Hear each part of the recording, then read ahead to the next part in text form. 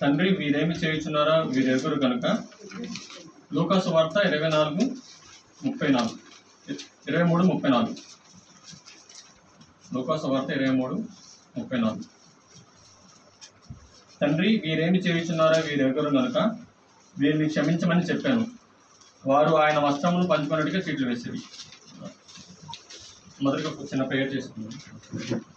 స్తోత్రం స్తోత్రం కృపగల దేవా, దయగల తండ్రి, జీవాధిపతి, నీ పాదాలకు వందనాలు, స్తోత్రాలు అయ్యా ప్రభా. ఇదిగో ప్రభు గుడ్ ఫ్రైడే ఇచ్చినందుకు మీకు వందనాలు తండ్రి. ఇదిగో ప్రభా, ఇదిగో ఈ అవకాశం ఇచ్చినందుకు నీకు వందనాలు తండ్రి. ఇదిగో ప్రభా, ఈ వాక్యం ధ్యానించినప్పుడు ప్రభా నీ జ్ఞానం దయచేయండి తండ్రి. ప్రభా ఇదిగో నీ మాటలు ప్రభా నా నోటిని ఉంచండి తండ్రి. దీని వారికి కూడా ప్రభా ఇదిగో మంచి ప్రభా ఇది ఒక విత్తనం వేయడానికి సహాయం దయచేయండి తండ్రి. ఇదిగో ప్రభా ఈ మాటలు ప్రభా నీకు అంగీకారం ఉండడానికి సహాయం దయచేయండి తండ్రి. ఇదిగో ప్రభా ఈ చిత్త ప్రకారం ప్రభా ఇదిగో నేను మాటలు ఉండడానికి సహాయం దయచేయండి తండ్రి. ఇదిగో ఈ ప్రభా ఈ వాక్యం అందరిలో ప్రభా మీరుగా తోడుండమని సహాయం చేయమని యేసునామములో అడిగి ప్రార్థించి పెడుతున్నాం తండ్రి.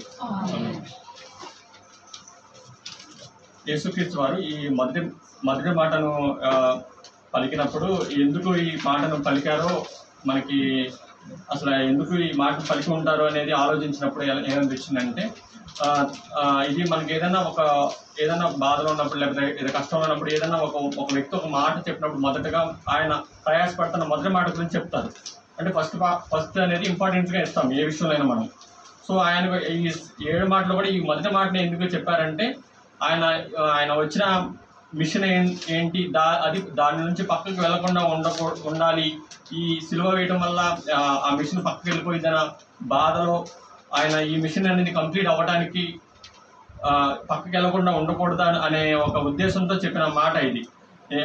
వీరేమి చేస్తున్నారు వీరెరు కనుక వీరిని క్షమించమని చెప్పానని చెప్పారు దేవుడు. అసలు ఇది ఎందుకు చెప్పి ఉంటారంటే అసలు ఆయన ఫస్ట్ అసలు ఆయన మిషన్ ఏంటో మనం చూద్దాం. ఆయన అసలు దేవుడు ఆయన ఎందుకు పంపించాడు, ఆయన అసలు ఏ మిషన్ చేద్దామని భూలోకానికి వచ్చాడని చూద్దాం. దానికి మొదటగా నాకు అనిపించినవి 4 R's.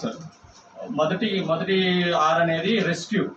ఆయన మనల్ని రెస్క్యూ చేయడానికి వచ్చాడు ఫస్ట్. అసలు మనం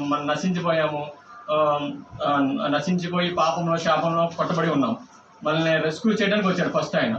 ఆ రెస్క్యూ చేయడానికి వచ్చాడని ఆయనే చెప్పారు. ఎక్కడ చెప్పారంటే లూకా 19:10.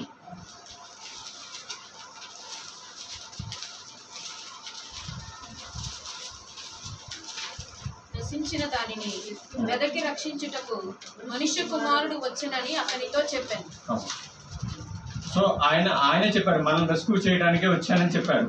అది లూకా సువార్తలో చెప్పారు మనకి. అంతేకాకుండా మనకి ఇంకోటి ఏం చెప్పారంటే ఆయన ఏమై ఉన్నారో కూడా చూపించారు మనకి. ఒక శిష్యుడు అడిగారు తను, మీరు ఏమై ఉన్నారు, మీరు నాకు దేవుని చూపించండి అని ఒక శిష్యుడు అడుగుతాడు. అప్పుడు యోహాను సువార్తలో 14:9 ఉంటుంది. ఆయన ఏమై ఉన్నారో ఆయన్ని యేసు ఫిలిప్పు, నేను ఇంతకాలము నీ వద్ద ఉండినను నీవు నన్ను ఎరుగవా? నన్ను చూచినవాడు తండ్రిని చూచి ఉన్నాడు గనుక తండ్రిని మాకు కనపరచుమని ఎలా చెప్పుచున్నావు? తండ్రి యందు నేనును నా యందు తండ్రియు ఉన్నామని నీవు నమ్ముటలేదా? నేను మీతో చెప్పుచున్న మాటలు నా అంతట నేనే చెప్పుటలేదు. తండ్రి నా యందు నివసించుచు తన క్రియలు చేయుచున్నాడు. తండ్రి యందు నేనును నా యందు తండ్రియు ఉన్నామని. ఇక్కడ షార్ట్ గా చెప్పాలంటే ఆయన చూస్తే దేవుని చూసినట్టే అని చెప్పారు. సో ఆయన రివీల్ చేసుకున్నారు. ఆయన స్వభావం ఏంటి, అసలు ప్రేమ స్వరూపి, కృపామయుడు, సర్వసృష్టి. సో ఆయన ఇంకా దేవుని చూడాల్సిన అవసరం లేదు. అంతేకాకుండా దేవుణ్ణి ఎవరు చూడగలరంటే మనుషులు ఎవరు చూడలేరు. కానీ యేసుక్రీస్తు రూపంలో చూసాం, కానీ అసలు యాక్చువల్ దేవుణ్ణి ఎవరు చూడలేరు. కానీ చూడొచ్చని ఒక రిఫరెన్స్ చెప్పారు దేవుడు కూడా. ఎవరు చూడొచ్చు అంటే మత్తయి సువార్తలో ఉంది. హృదయ శుద్ధి గలవారి ధన్యులు వారిని దేవుని చూచేద్దరని ఆయన చెప్పారు. 8th మత్తయి సువార్త 5:8లో ఉంది. హృదయ శుద్ధి గలవారి ధన్యులు వారిని దేవుని చూచేద్దరని చెప్పారు. సో ఆయన చెప్పింది ఆయన మిషన్ అంటే 4 R's అని చెప్పాను కదా. ఫస్ట్ రెస్క్యూ చేయటం, తర్వాత రివీల్ చేయటం. ఆయన ఏమై ఉన్నారో మనకి చెప్పారు, రివీల్ చేశారు. ఆయన దేవుని స్వరూపంలో వచ్చాను అని చెప్పారు ఆయన మనకి. అంతేకాకుండా రీస్టోర్ అంటే మనల్ని పునరుద్ధరించడానికి, మనం ఏదైతే కోల్పోయామో, మనం ఏ విషయంలో లాస్ అయ్యామో వాటన్నిటిని మళ్ళీ పునరుద్ధరించడానికి వచ్చాడు. ఆయన ఎలా అంటే దప్పిక తీర్చేవాడు. ఆయన దప్పిక తీర్చేవాడని ఆయనే చెప్పారు. అలాంటి దావీదు కీర్తనలో 23:3లో ఉంటుంది.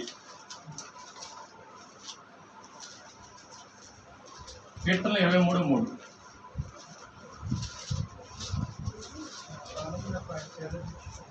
నా ప్రాణములకు ఆయన సేద తీర్చుచున్నాడు. మన నామమును బట్టి నీతి మార్గంలో నన్ను నడిపించుచున్నాడు.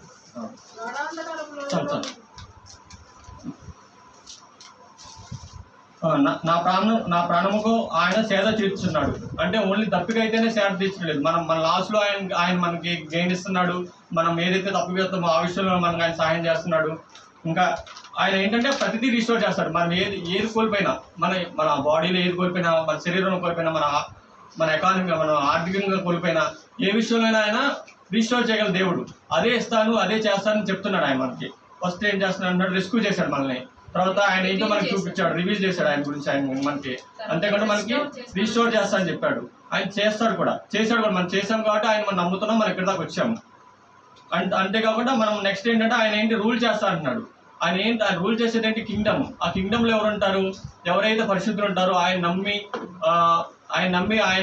ఆయనే దేవుడని నమ్మి బాప్తిజం పొంది ఆయన చిత్తాల ప్రకారం జీవించే వాళ్ళకి ఆయన కింగ్డమ్లో స్థానం ఉంది. సో ఆ కింగ్డమ్లో ఉండడానికి మనం ఏం చేయాలంటే ఫస్ట్ నాకు తెలిసి మనము మనల్ని అప్పచెప్పుకోవాలి. ఆయన చిత్తానుసారం మన జీవితంలో జరగాలని మనం ప్రతిసారి మనం ప్రార్థన చేస్తాం. కానీ మనం ఆ కింగ్డమ్లో ఉండడానికి మనం అర్హులో కాదా అనే వాటికి ఆయన కొన్ని క్వాలిటీస్ పెట్టారు.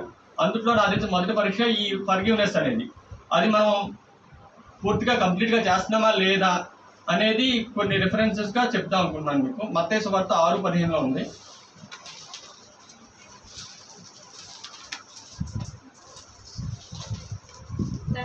తండ్రి మీరు మనుషుల అపరాధములను క్షమింపకపోయిన ఎడల మీ తండ్రియు మీ అపరాధములను క్షమింపడు. మీరు మనుషుల అపరాధం క్షమించపోయిన ఎడల మీ తండ్రి మీ అపరాధం క్షమించడు. సో అపరాధం క్షమించకపోతే మనం పరలోకం ఆయన రాజ్యంలో పొందలేము.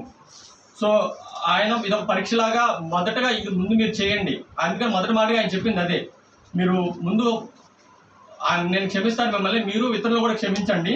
సో దట్ మనం కింగ్డమ్లో మీరు రావడానికి ఉంటుంది అవకాశం. సో అందుకని అది మొదటిగా ఆయన మిషన్ ఏంటంటే ఆయన రాజ్యం ఇక్కడ స్థాపించడానికి ఆయనకు వచ్చింది ఫస్ట్. అది దానికి స్టెప్ బై స్టెప్స్ ఉన్నాయి మనం చెప్పినట్టుగా. అంతేకాకుండా అక్కడ నుంచి తప్పిపోకుండా ఉండటానికే ఈ క్షమించడం అనేది మొదటి ప్రేయర్గా చెప్పారు ఆయన. ఈ క్షమించడం అనేది మనం మిస్ అయితే మనం ఆయన రాజ్యంలో మనం పొందలేము. అందుకని ఆయన మొదటగా ఈ మాట చెప్పుకుంటారని నాకు అనిపించింది. అంతేకాకుండా యాకోబు 4:17 ఒకటి ఉంది. అంటే అది ఎంత ఇంపార్టెంట్ అనేది యాకోబు పత్రిక 4:17. కాబట్టి మేలనేది చేయదరిగి అలాగే చేయడానికి పాల్గొనగలరు.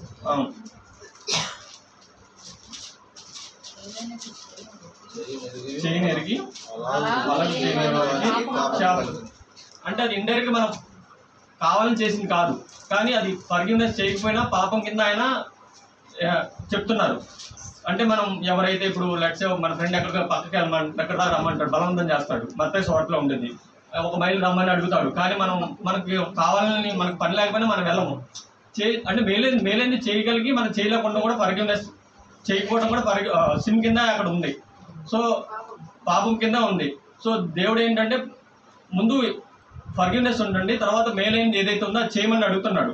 సో సిన్ అనేది అలా చేయకుండా ఏదైనా ఒక వ్యక్తి సాయం అడిగితే మన తోచినంత ఇది కాకుండా మనం మొత్తం చేయాలండి, హృదయానుసారంగా చేయమని చెప్తున్నాడు. సో ఇప్పుడు నాకు అనిపించింది ఏంటంటే ఎవరైతే ఇంకా నాకు అప్లై అవుతుంది. ఎందుకంటే నేను కొంతమంది బిహేవియర్ మనం టాలరేట్ చేయలేము, క్షమించలేము. వాళ్ళని చూసి కొంచెం మనసులో అసహనంగా ఉంటాము. వాళ్ళు ఇది చేయరు, అది చేయరు అని మనం అంటూ ఉంటాం. కానీ అది కూడా ఉండకూడదు. దేవుడు మొదటి మాదిరిగా అదే చెప్పాడు, అలాంటి పెట్టుకోవద్దు, ఫర్గివ్ చేసేయండి. ఎందుకంటే మీరు రాజ్యంలో ప్రవేశం ఉండదు. సో అందుకని ఆయన మొదటి మాటగా ఇంత ప్రయారిటీగా చెప్పారని నేను అనుకుంటున్నాను. సో మన జీవితంలో కూడా ఇంకెవరైనా మనం ఫర్గివ్ చేయలేని ఉంటే ఒకసారి జ్ఞాపకం చేసుకొని మన ఇంటి గోల్లో దేవుని రాజ్యంలో ప్రవేశించడం కనుక ఈ ఫర్గివ్నెస్ అనే పరీక్షను మనము పాస్ అయ్యి దేవుని రాజ్యంలో కనబడాలని ఆశిస్తున్నాను. Thank you.